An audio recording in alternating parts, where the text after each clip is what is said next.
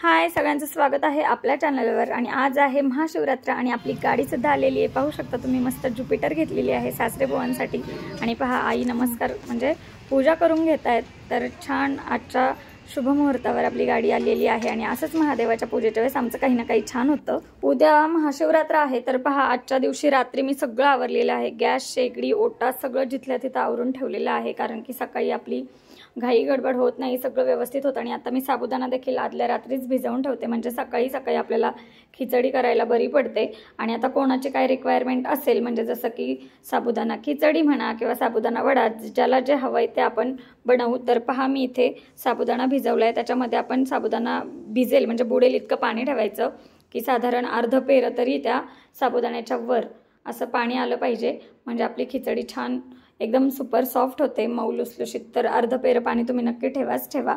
आणि आता झाकून मी ठेवते, आणि म्हणजे सकाळी सगळं कसं नियोजित वेळेनुसार सगळं होतं, जिथल्या तिथं व्यवस्थित। म्हणेल खिचडी बनव, कोण म्हणेल साबुदाणा वडे बनव, ज्याची जशी रिक्वायरमेंट असेल त्या पद्धतीत आपण करणार आहोत। आणि आता मला तर शेंगा फोडायचं काम आहेच आहे। आणि आमचं कसं आहे पहा, घरच्या शेंगा असल्यामुळं आम्ही सोलून ठेवतो, पण आता उद्या उपवास म्हटल्यानंतर जरा जास्त लागणार आहे। काल सोमवारही होता, उपवास होता, कालही फराळाचं झालेलं आहे। आणि इथं पहा पोरांनी सोलून कशा खाली टाकल्यात।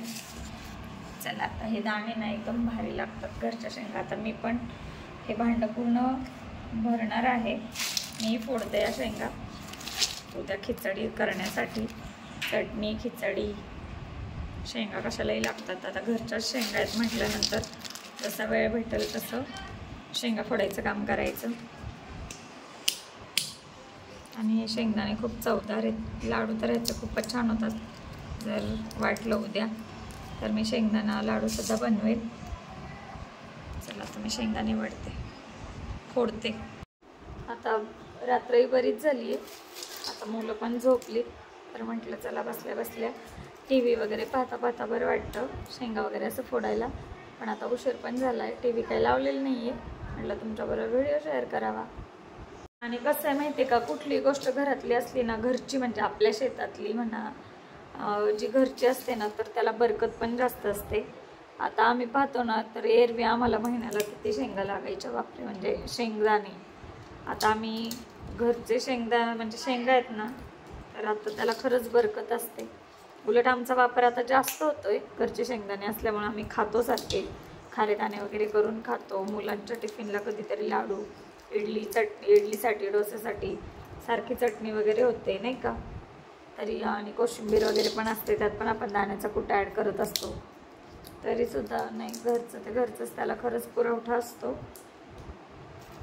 भारी वाटतं। ह्या वर्षी आम्ही शेत केलं आहे, आणि आपल्या शेतातला पिकलेला जो असतो ना, म्हणजे पिकवलेलं ते भारीच वाटतं। म्हणजे वायाला आपण एवढीसुद्धा घालू शकत नाही, कारण त्याच्यासाठी आपण स्वतः कष्ट केलेत ना, आपण स्वतः झिजलोय, राबलोय। पाण्या पावसाचं गवत तर तुम्ही पाहिलं की आम्ही माझ्या मुलांना घेऊन जाताना अगदी ओढ्यातूनच त्यांनी सरड झालेलं, पाय सटकत होते, घसरत होते, चपला तुटल्या चिखलातून चालत। आणि पुन्हा विचुकाट्याची किती भीती असते गावा ठिकाणी, किती मोठे मोठे गवत वाढलेलं, खड्डे किती ठिकाणी नाही का, तरीसुद्धा। आणि त्याच वेळेस खूप शेतात काम होतं, म्हणजे शेंगा काढायचं वगैरे, त्यामुळं कुठलीच गोष्ट आपण वायाला घालवत नाही आणि घालू पण नका। खरंच ते पिकवण्यासाठी लागणारा कालावधीसुद्धा खूप आहे, आणि त्याच्यासाठी लागणारे कष्ट, मेहनत शेतकऱ्यांची खूपच आहे। त्याच्यामुळे कुठलीच गोष्ट आहे ना, म्हणजे शेतातली म्हणा, कुठलीच म्हणा, आपण वायाला खरंच नाही घालवायची, कारण आपण त्या पोटासाठी तर कमवतो ना। त्याच्यामुळे लागेल तितकंच घ्या, अन्न अजिबात वायाला घालू नका। मुलांना सुद्धा लागेल तितकंच द्या, पुन्हा घ्यायची सवय लावा। आणि आम्ही पण मुलांना तेच करतो, जसं लागेल तसंच घ्यायलाही सांगतो। आणि पुन्हा पुन्हा डबल नाही टिबल वेळा द्यायला लागू द्या, पण वायाला जायला नाही पाहिजे। चांगली सवय लागते मुलांना, अन्न पूर्ण म्हणजे आपलं ताट पूर्ण खायची, संपवायची, जितकं लागेल तितकं घ्यायची। आणि आपल्या शेतात स्वतः राबलं ना कीच त्याचं महत्त्व कळतं। हाय, हॅलो, नमस्कार, सगळ्यांचं स्वागत आहे पुन्हा एकदा आपल्या नवीन ब्लॉगमध्ये, ज्याचं नाव आहे ट्विन्स पॉवर।